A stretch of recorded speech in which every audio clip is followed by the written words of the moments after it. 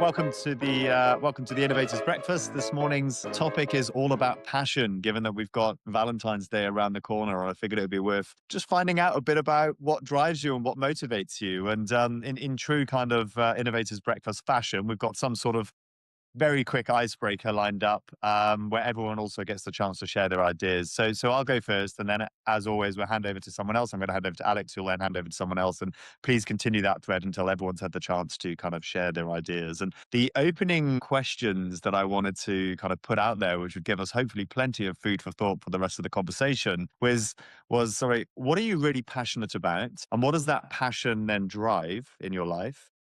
And then the second question being, what do you wish you were really passionate about? And what do you think that passion, if you had it, would drive? So I'll go first. So for me, I'm really passionate about imagining a new future. And for those of you who've had one-to-one conversations with me now, I always ask, what does your vision for the future look like? Because I try and think about and imagine what a new possibility and a new future would look like. And for me, it fundamentally drives what I'm doing at INSO. It's all about change and innovation and helping people see and imagine that new future in order to take the steps required to get there. And of course, that vision may or may not be true, but it's all part of change and evolution. So that's what I'm really, really passionate about. What do I wish I was passionate about? Well, I'm not very good and I've never really been good at keeping up to date with current affairs or politics. I do it more as a chore because I know I need to do it to kind of be connected to the real world.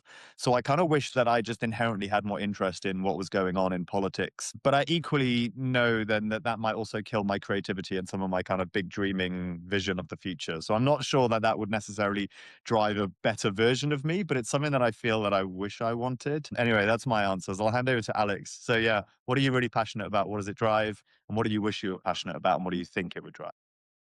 Awesome, awesome. Yeah, so as someone who's loosely following politics, Dan, you're not missing out. It's quite a hair pulling at the moment. So yeah, I think what I'm truly passionate about is creating, and to a deeper level than that is understanding people and what they enjoy and what they want.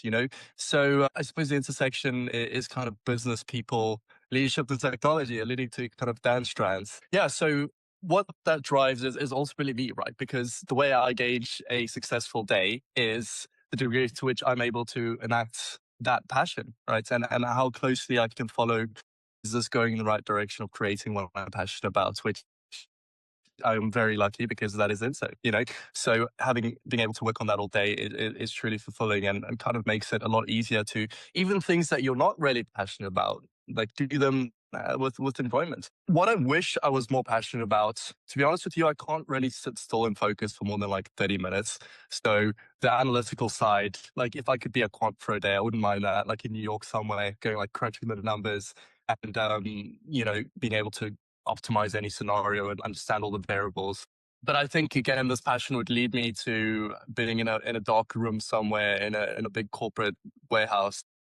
I'm glad that I haven't pursued that yet, although that might be quite a naive perspective. But anyways, Alban, I know you had a rough start to the morning, but I'll check you in the deep end and then hear what your passions are. I think my biggest passion is to deconstructing how things work, even if for society, for hardware things, for space. Like I need to know how things work, and this is my biggest passion, I guess. And one thing I want to be more passionate about, and I was in my earlier years, is like computer hardware.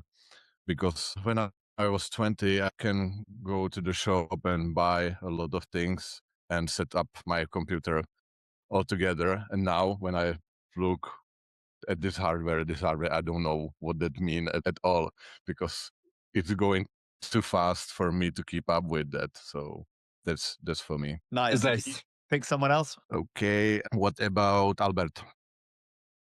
Okay. So for me, I think the number one passion would be rocket launches, especially the big ones. We are expecting Artemis 2 to take place soon. So observing that and observing also the passion of everyone else around that launch is really what drives my motivation, so to say.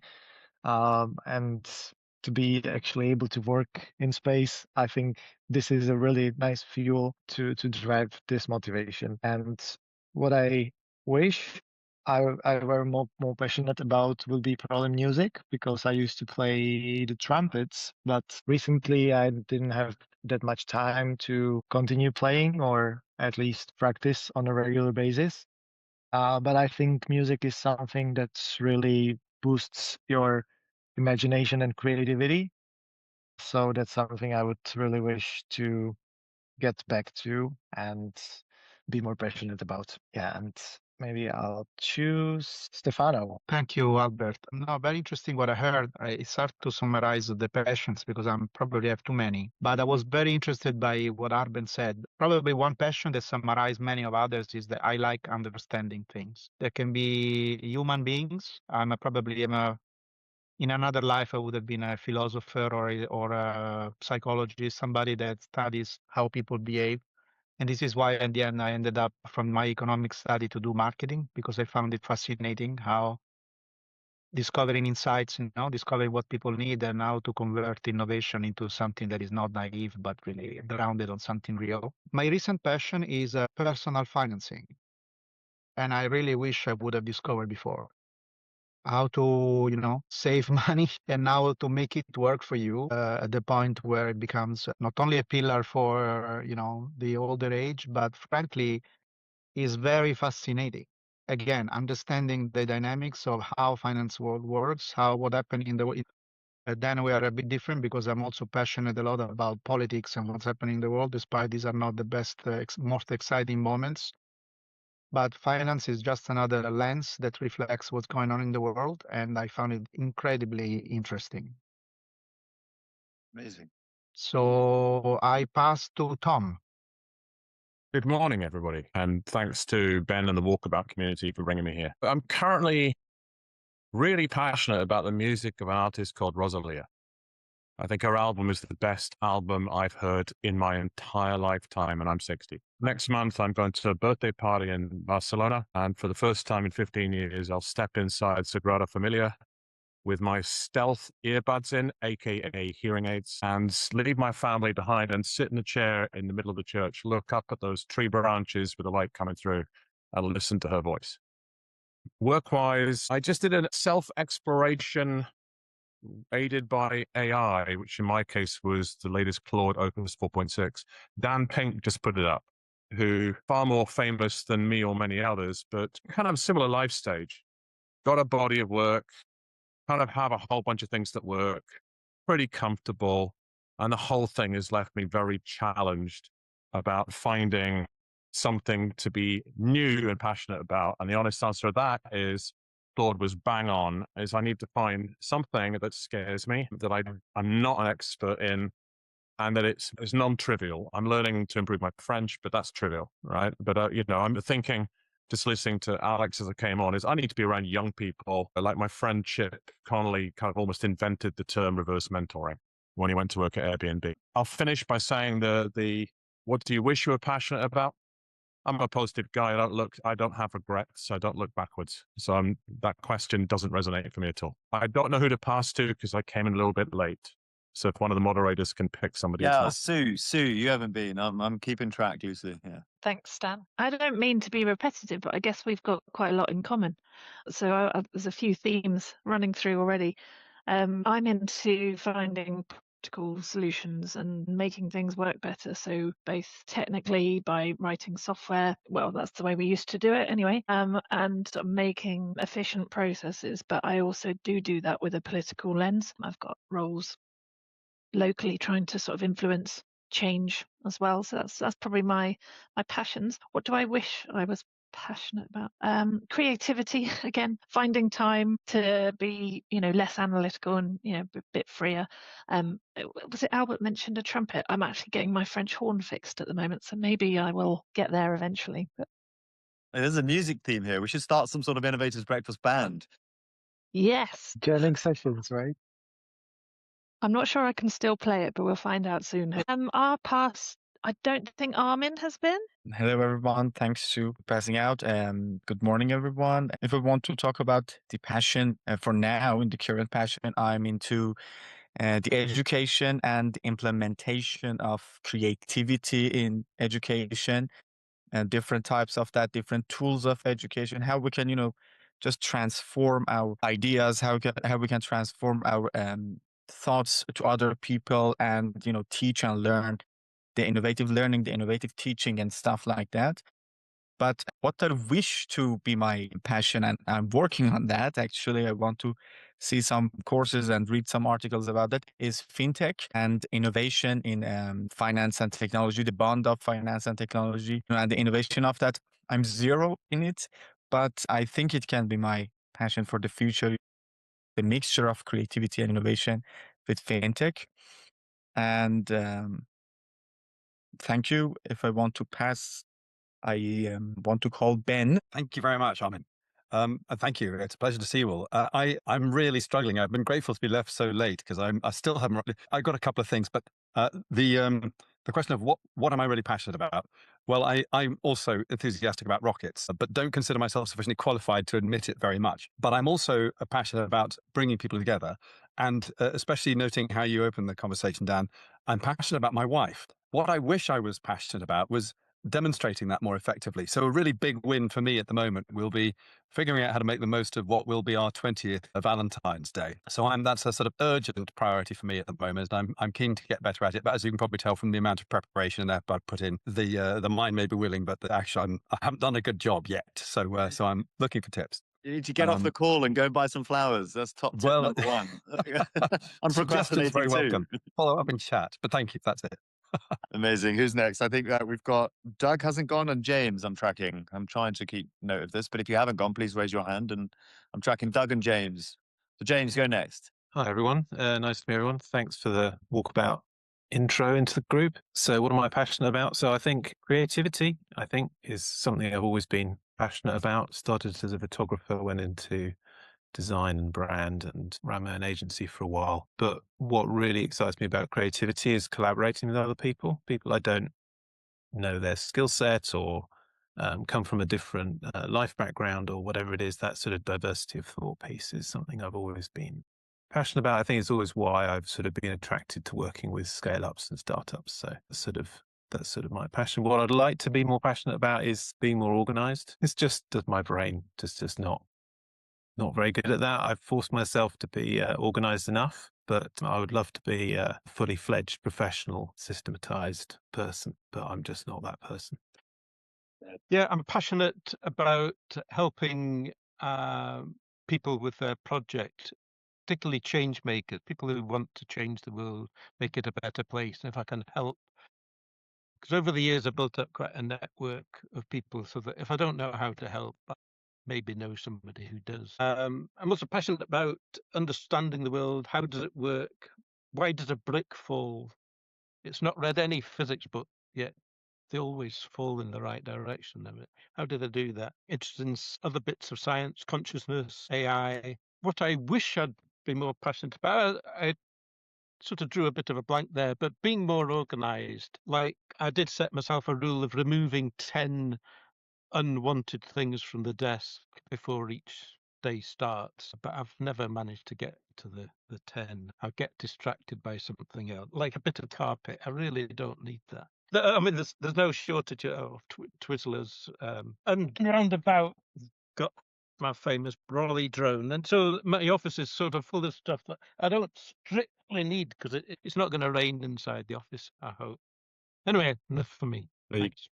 Hey, well, that's amazing. Just checking, has everyone gone now? I think everyone's been. If you haven't, now's your I think time. everyone's left after that. Yeah. Well, I mean, there's so many amazing themes here. Like I think Sue said, there's some really common patterns with this group of people that have tended to gravitate towards each other. One of the common themes here is like, I wish I was more organized. But wouldn't that just fundamentally change who we were in the first place? That was the kind of strategic part of that last question. Like, what do you think that would lead to? And before we had this call, Alex and I had some interesting thoughts on this. Alex, maybe you want to lead in terms of where we had this conversation prior to the call starting. Yeah, sure. So much to unpack here, right? You mentioned the kind of consciousness side of things. Dan mentioned Sam Harris, so you can kind of allude to where we're going, which is essentially the difference between what you actually want and what you want to want. And as a second part, which again, Dan's mentioned, what are the ramifications of that? So what are the ramifications on that, right? Because if you are someone who is creative, but you strive to be more organized and you actually become more organized, does that in some way stifle your creative process? Doug, you've got a carpet and a drone and the whole toolbox there, which could, all breed different strands to different things when you're problem solving, right? So that diverse nature is an asset to some degree. So yeah, I'd like to just unpack the difference between what you want versus what you want to want. And actually to add a separate layer to that, which was mentioned by, I think loosely, maybe by Ben or Tom or someone, which is there's also what scares you, like finding what scares you, right? You know what you don't want, which is also a motivating factor. Because if we were just bound by our passions, we'd run in circles all day long. So there's also the degree to which you're avoiding things that you don't like. You've also got to layer into that equation is how important is all of that? Because we can't always follow our passions and we can't always avoid what we don't want, right? There's a silver lining to all of this. So yeah, I suppose that the question to hone it back in is, do you guys see the importance of kind of, do you just chase your passions then, or do you kind of hone it in, and how important is it to actually be in tune with what you want versus what you think you want? I'll go. I got involved I was a really busy corporate executive until I was about 40. I hit all of the markers in life, etc. And then I decided to get into culture work and then coaching because I realized I didn't have metrics for all of that. And one of the early pieces I did when I got involved in coaching was I joined an amazing organization, no longer exists, who said, we need to be able to take ourselves further than we will ever take the clients. And part of that was to get really clear on your intent, on your purpose. I'll paraphrase a quote, I can't remember who originally said it, but the two most important days in your life are when you're born. The first one is when you're born. The second one is when you realize why you're here. So for me, that was about 15 years ago. Literally landed on it one day, walking around Shepherd's Bush, visiting the UK. So I think it's super important. But then Maslow will remind us that you have to have your personal finance covered. You have to have a job. You have to have a roof over your head. You need to be able to feed your family. So I think it's a both and, but I think it's super important. But that's just my personal perspective. Yeah, while you've got the mic, Tom, I definitely also had a note. I know Alex honed in on as well. Something that scares you. I mean, what are your thoughts there? How do you even begin to find something that scares you that might even start to unlock a new possibility of existing in the future for you? If you're bold enough to try that, of course, knowing what it is and then actually doing it is a different thing. I think this was just an exercise I did, the Dan Pink exercise. I'll look it up and put it in the chat. But the honest thing is, put the phone down, go for a walk, go for a bike ride, talk to random people. It will become emergent. I'm a very feel-based person, so it'll become emergent. You can't look for you can sometimes look for something that scares you, like jumping out of a plane, unless you're really happy in the parachute regiment. A small reference. I just think it's a matter of, a lot of problems are solved by not thinking about them. Hence the power of the walkabouts, right, Ben?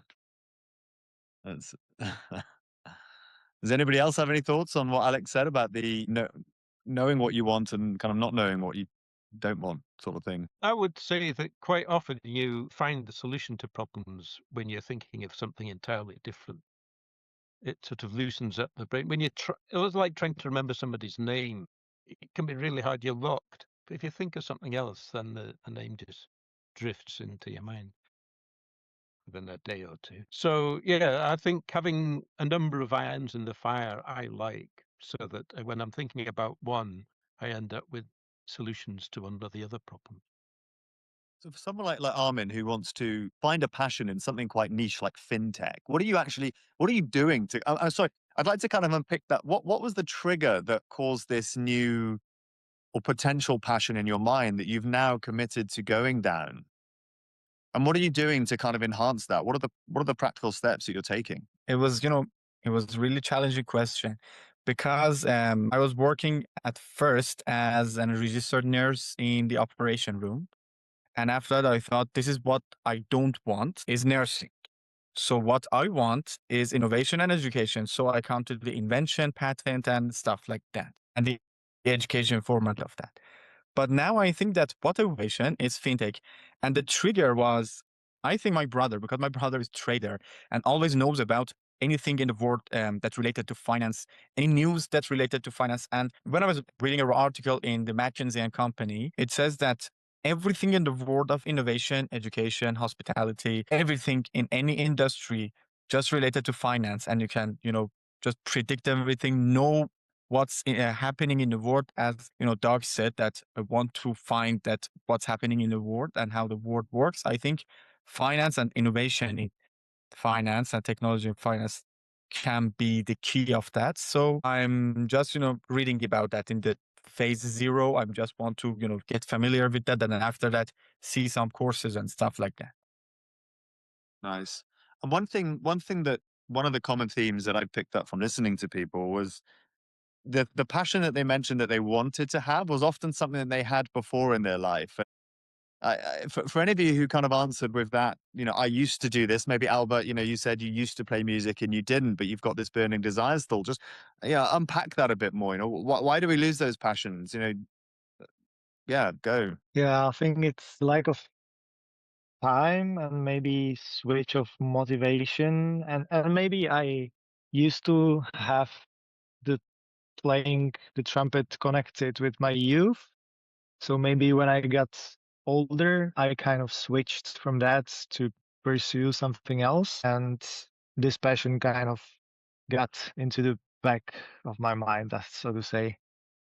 I don't know. Yeah, it's very interesting. But also from what I can say about those, thinking, what you want and what you don't want. I think the first jobs, like the first paid jobs you do in life can really, um, make you decide what you want and what you don't want to do in your life.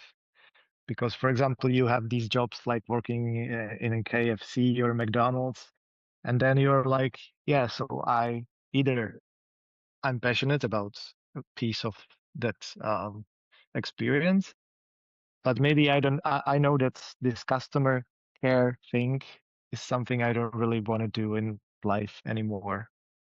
Yeah, so that's just my take. And also, Sue, I think you mentioned previously playing an instrument and that being an intention, and there's a few other musical references. Sorry, I'll mute myself. I was just thinking about that when Albert was speaking, that I gave up for other passions, and there's nothing wrong with that either, though, is there? You're just moving on, trying out stuff. Otherwise, there isn't room for everything. But maybe sometimes we go back. It's the interesting, just to build on that too. So there's this dilemma that we face in life, right? Because so often we give up the things that we're passionate for to then in the future have that ability to. So for example, you give up the trumpet so that you can do the corporate career so that you can one day then be on a beach somewhere playing a trumpet, in a very simplified way. And at the same time, we reach Just that to an point end. and then exactly. So where do we get lost in that? Further to that, do we just mature as people? Do our desires change? And as the separate parts, do we have a hindsight bias? Yeah, go for it, Stefano.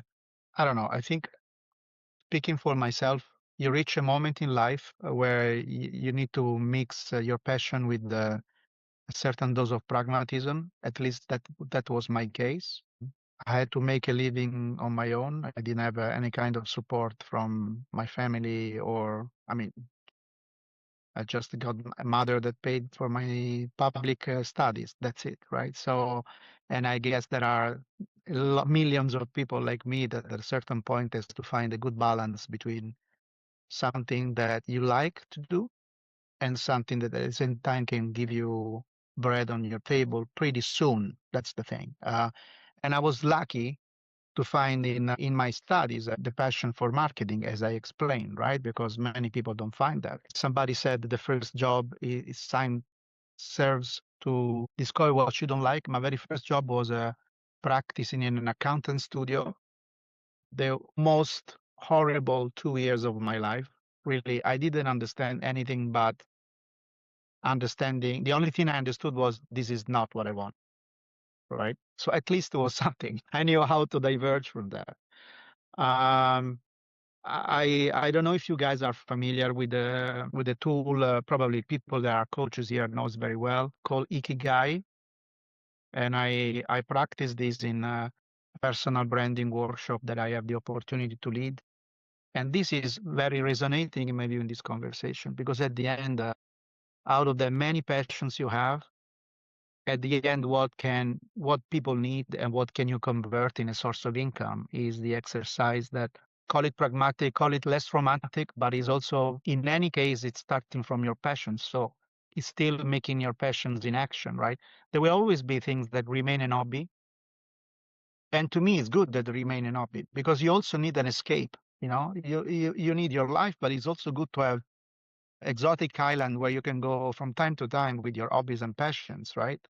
We are not one thing. Thank God we are not one thing. So Yeah. I'm not surprised that Albert didn't pursue professionally trumpet because at the end of the day, how many trumpeter can make a real career on that? I mean, I'm not discouraging you. Just to be clear, but I think we had a lot of missed opportunity together with something that became our life. That's what I think. I think the thing that I struggle with passions is the difference between being a passion and being a hobby, being something that's inward looking and something that has value for other people, which I think as I've got older, when I was younger and doing a lot of photography and creativity sort of directly, it didn't matter. External validation mattered less than me being deep in the heart of what I was doing. Whereas now I think when I'm creative, it's valuable to me if it's valuable to other people or to society or to wider. So the last couple of years, I've been trying to get back into photography after a while. And the thing that I'm struggling with is finding the audience for that work as a sort of artist, I suppose, to try and put meaning in the sense of giving back as well as for my own discovery. So it's that balance of things. I think you can have a passion as a hobby for yourself, but I think if you've got a passion for a motivation for life, it has to connect with the world and connect with other people. And that's what resonates with me. Yeah, I think that's a really important point to raise. And I feel like everybody should try and have a passion. And I feel like if you don't have a passion, that's quite a sad existence. I mean, I'm fortunate that I've been able to combine a passion with a professional opportunity, but it's taken a while to get there. And I can't remember who said it earlier about that moment in life when you find your purpose. I'd like to maybe unpack that a little bit more, because how do you know when you found your purpose? I mean, you could go through life just trying new things and trying different passions. And to Stefano's point, even just to prove that actually this is something that I thought I might like, I do it, I prove I don't like it, therefore I'm not going to try again. I'd scratch that itch. I don't need to think about that thing anymore. I can move on to the next thing. But you run a risk there of just running your whole life of trying things and never finding your passion. I mean, do you think everybody has a passion and knows it, or are there some people that genuinely don't and might never find a passion, which is a very sad thought? I think it's a spectrum, right? It depends. Some people will find a stronger link to something. Some people will go through a series of different passions throughout their life and shift between different things.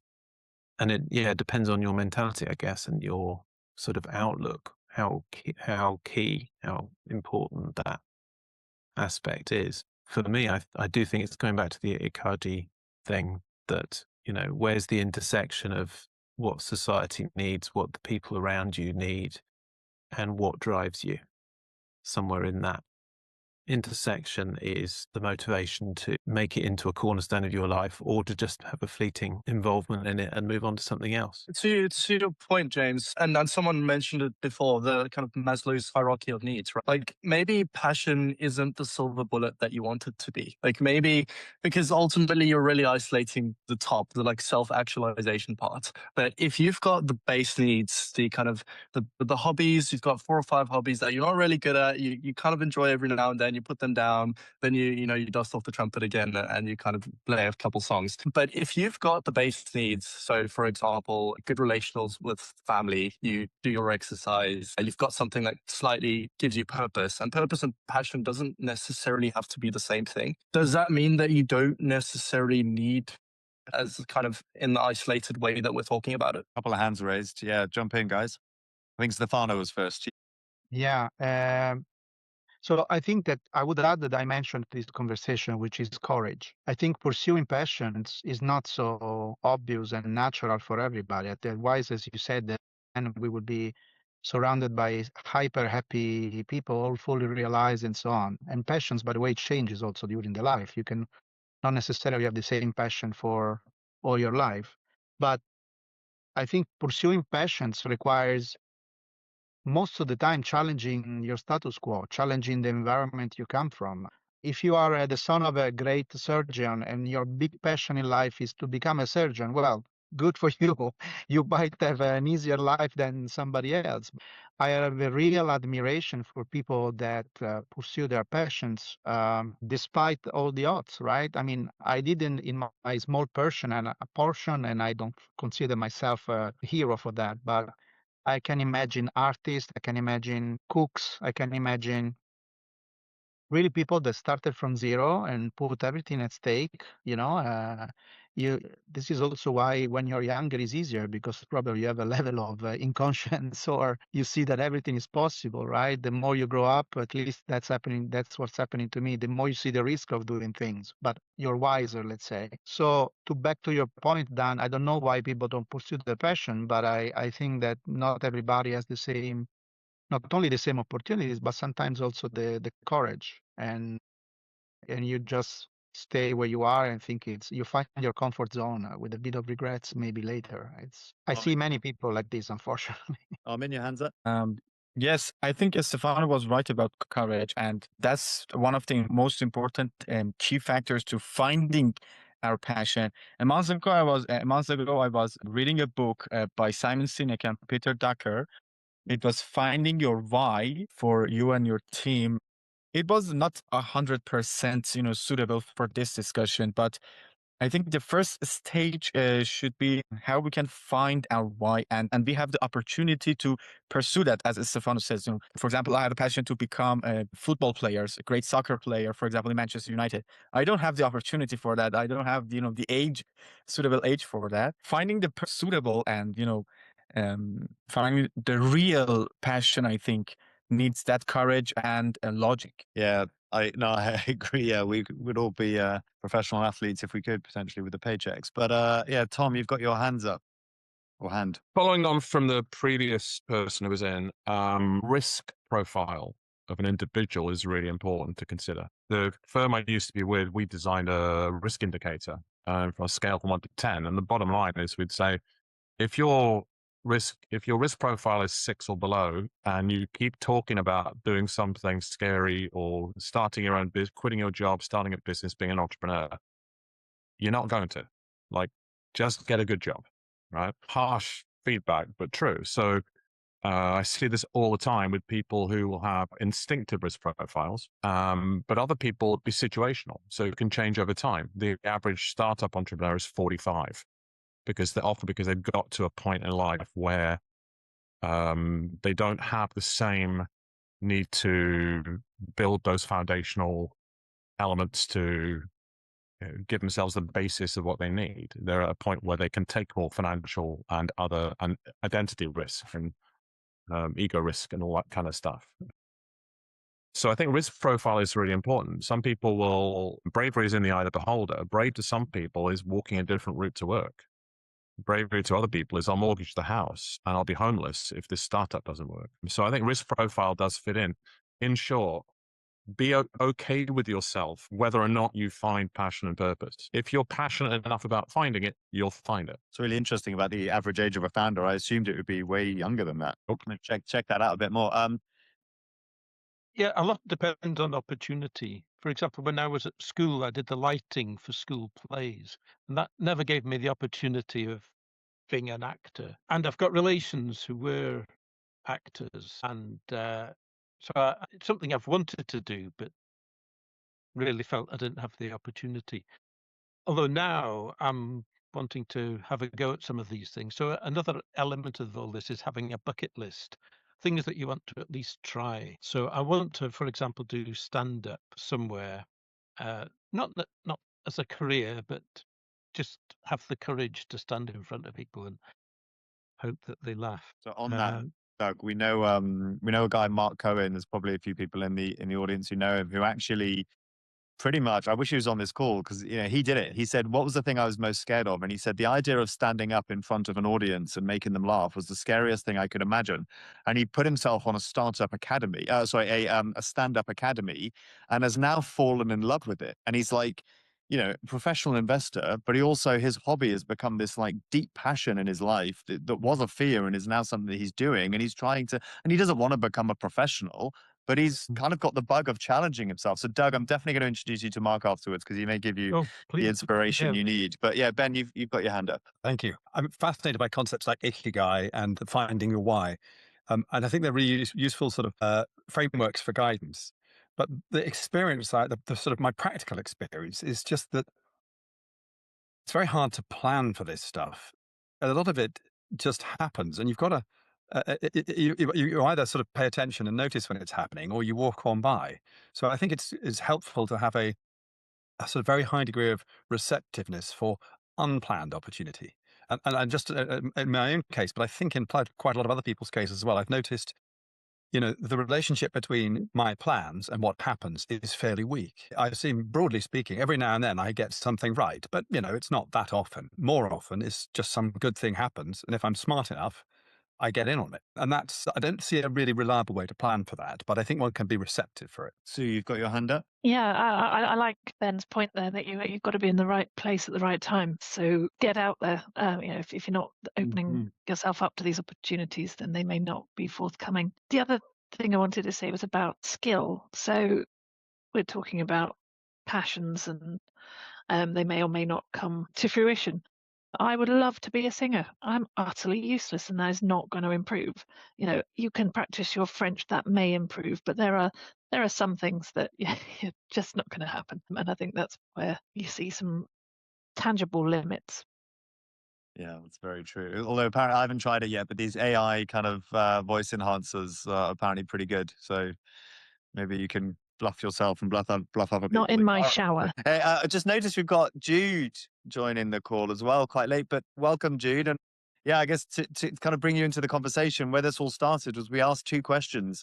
What are you really passionate about, and what does that drive in your life? And what do you want to be passionate about, and what do you think that would drive? So if you feel comfortable to share your two answers and then jump in, or if you want to just sit and observe for the rest, that's cool. But yeah, you have the mic if you want it. Thank you for organizing this. Let me jump in outside. Right. I'll take it back to Tom's comments. He had a really interesting one in the section, which is basically engineering serendipity. So if you try and chase passion, more often than not, you might find yourself disappointed. But if you increase your surface area for kind of the understanding of things, so you set the sail to catch the wind, right? Do you want to unpack that a bit more, Tom? Okay. The easiest way is to look at one of the words in English language that does not exist but should exist. It's called zemblanity. It's people and occasions we can identify in ourselves where things always go wrong. The people to whom things always go wrong. And they're always blaming things. The trains never run on time, et cetera, et cetera. And their world is a series of things that don't work. So they keep themselves in a box. I avoid zemblanity people. In fact, I think I have a force field around me. They don't come anywhere near me. I don't see that anybody on this call is a zemblanity person. The idea, I can't remember who originally coined it, but it's well worn. It's now the idea of increase your surface area for luck.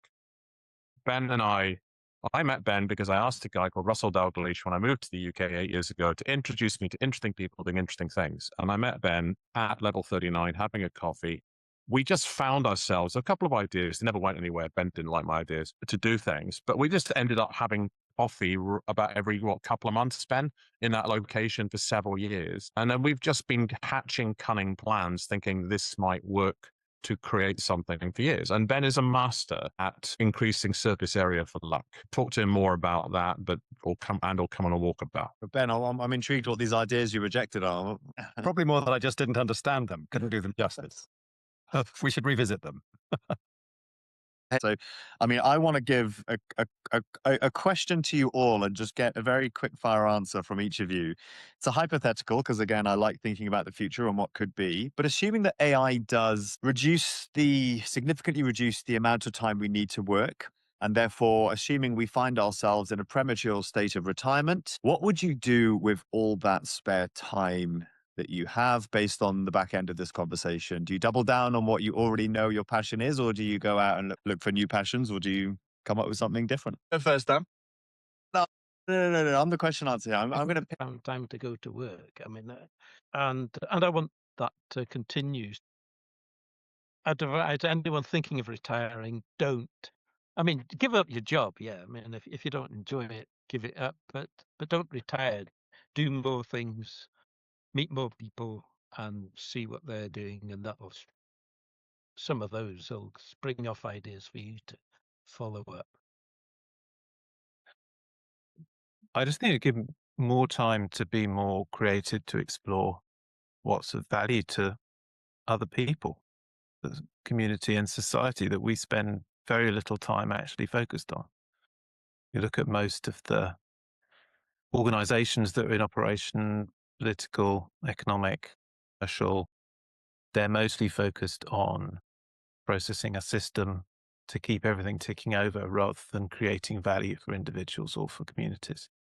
So I think there's a huge amount of work we've all got to do that AI might enable us to do that is actually of real value, not just the value of the next transaction. Talking about transactions then, Armin, what would you do if you had all the spare time in the world?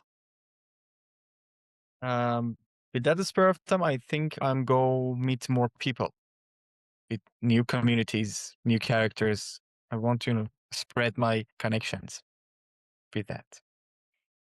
Nice. Pick someone else. I think if you're motivated with the right level of curiosity, it's honestly, as Doug said, is impossible to. What doesn't mean retire? Going in the park and sitting on a bench and watching dogs passing by. I mean, technology is incredibly helpful nowadays to find new ways to keep yourself busy, studying, connecting. Look at this meeting, right? Connecting with new people, getting stimulations, which at the end is what keeps you young, right? I mean, speaking, sharing thoughts, sharing experiences, and probably in the past was more complicated, but now frankly, there are no excuses. I mean, if you really want to retire, it's because you really want to retire. You really want to isolate yourself, right? And so I'm pretty optimistic by when I will have finally decided to. I don't even know how to define it, honestly. I already don't work anymore for a corporate in a corporate environment. So I'm building my existence on my own. Today is consulting. Tomorrow would be maybe trading or, creating blogs, selling stuff. I have no idea. There are so many opportunities today that actually the problem is that it might be overwhelming. Might be that you need to once again to focus and choose your new passions, right? Rather than just retiring. Plus, I have a kid of 4 years old, so I will never retire. That's the thing. I will always have a job. Nice. Who's next? I'll go. So I'm not retired, obviously, but joys of self-employment, I managed to make some time here and there to do something different. And I'm currently getting involved with writing AI tools for charity, and that's been very rewarding. I think that they will always need more help as well. So who knows what it will look like by the time I officially retire. Nice. Someone else jump in who hasn't been? Yeah, I'll go probably. So I would definitely go on traveling. If I got tired of traveling, I would probably try to live somewhere in the wilderness on a farm for a while to wind down from all this like hasty life today. Someone said so many opportunities, it's overwhelming. But of course, after some time, I would probably come back to explore more opportunities, meet new people, or something new, a new sheet of paper, but at the same time with the experience I already got. I love that Something yours like that. is like a complete opposite of what you're doing now. It's like space technology through to like Yeah. living like a nomadic farmer's lifestyle. It's such a contrast. That's Yeah. awesome. Someone else jump in. Okay. I'm already in this position. I've been in this position for a decade. Careful what you wish for. You might just get it. Can get really comfortable. And I agree with the others who talked about curiosity. I think there's a life stage piece.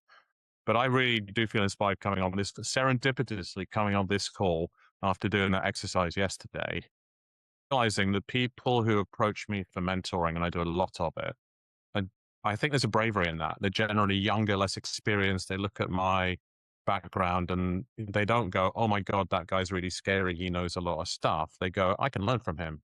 And the best mentoring relationships, I learn massively from them too. So what I want to do is find somebody like a Dan and go, right, I'm going to join your business. And how can we scale the shit out of that? Yeah, well, let's chat afterwards. Happy to, and hypothetical at the same time. Who hasn't been yet? Arvin? Okay, I'm saving for myself two things because I know when I'm gonna be older, I want to slow down in my mind, especially. So for the first thing for me is I really like to go in the US or Canada to some national park as a firewatch. This is a thing for me, and I like to spend the whole season there as a firewatch on these towers. And when I come back, I really want to learn how to work with wood and make myself a boat. So that's for me. That's awesome. That's really cool. Who else hasn't been? Ben, I don't think we've heard your retirement plans yet. Well, I hope rather than retire, I like to replace the word with advance, if that's acceptable. I'd like to die at speed. So I hope that I don't sort of slow down. I know some slowing down, physically at least, is pretty much inevitable. But what I'm particularly keen to do before then is build a better understanding of the role that normal people, I can't sing, for example, but I can probably help people who can. And so I'm particularly keen to become as good as I possibly can at learning how lay people like me, amateurs like me, can help the real specialist. So I also build rockets really badly. I think I can probably do a better job helping people who are good at it. But I want to become excellent at that. And I want to help other people so that many more people have a stake in elite innovation, which at the moment to me looks like it's a niche activity, which is kind of left by most of society to a small cadre of specialists. I think if more people feel they have a stake in it, then our societies will be richer and our people will be more engaged. And so we will be able to not only achieve much more, but feel that we're achieving it in a collective and sustainable and democratic way. Wow, that's awesome. Nice. So, I think we should just all start a space company or something. But I definitely have maybe like 10 different half-baked ideas, 70 startups going, building gizmos and model rockets in my backyard or somewhere on a farm. I would like this awesome Common First style workshop.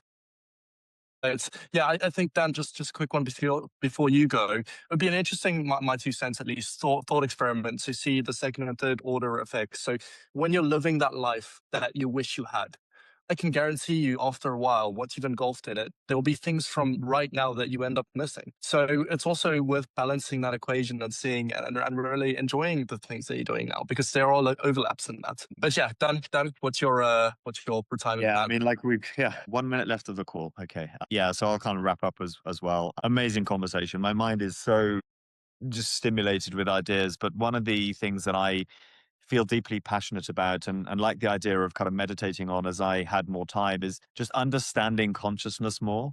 Like I always as a child was just amazed and baffled at the fact that you could point up to the sky and it was infinite, yet everything on the world seemed to have a finite properties, and then like I kind of started thinking, well, how do we fit into this? And our interpretations are very different to how other species and humans even, imagine being colorblind. If there's anyone colorblind on here, they see the world very differently to how I see it. And this kind of difference of perception and consciousness and our part was always fascinating to me. And if I had infinite time, I would spend my time just kind of trying to solve that, but also fostering meaningful human connections. And that includes other people and also developing much stronger relationships with my family and spending time with them and my friends and learning more about them. So yeah, I'd be very human-centered, I think, if I had more time.